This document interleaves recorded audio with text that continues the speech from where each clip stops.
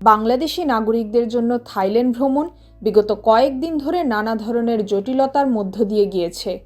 Visa আবেদন প্রক্রিয়ার দীর্ঘসূত্রিতা, passport জমা দেওয়ার ঝামেলা এবং নির্দিষ্ট অ্যাপ্লিকেশন সেন্টারগুলোর সীমিত কার্যক্রম বাংলাদেশিদের জন্য থাইল্যান্ডে ভ্রমণকে কিছুটা কঠিন করে তুলেছিল।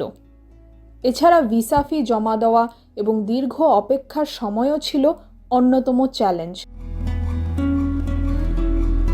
এই সমস্যা দূর করতেই রয়্যাল থাই দূতাবাস 2 জানুয়ারি থেকে বাংলাদেশিদের জন্য ই-ভিসা পরিষেবা চালুর ঘোষণা দিয়েছে।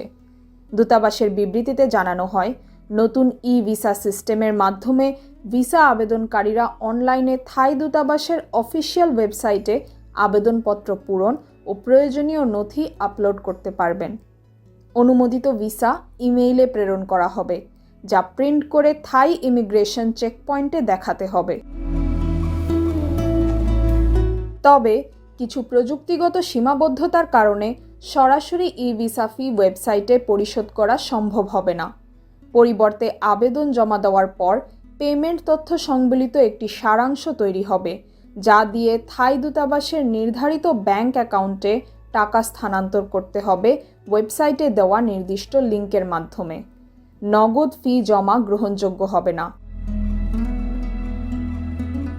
নতুন ই-ভিসা প্রক্রিয়া 10 কার্যদিবসের মধ্যে সম্পন্ন হবে। এর প্রস্তুতি হিসেবে 24 ডিসেম্বর থেকে থাই দূতাবাসের 4টি ভিসা অ্যাপ্লিকেশন সেন্টারে আবেদন গ্রহণ বন্ধ থাকবে। নতুন এই ই-ভিসা প্রক্রিয়া বাংলাদেশিদের থাইল্যান্ড ভ্রমণকে কিভাবে সহজতর, দ্রুততর এবং ঝামেলামুক্ত করবে, এটিই এখন দেখার বিষয়। তাহমিনা রহমান হাফসা, ঢাকা ওয়েস্ট।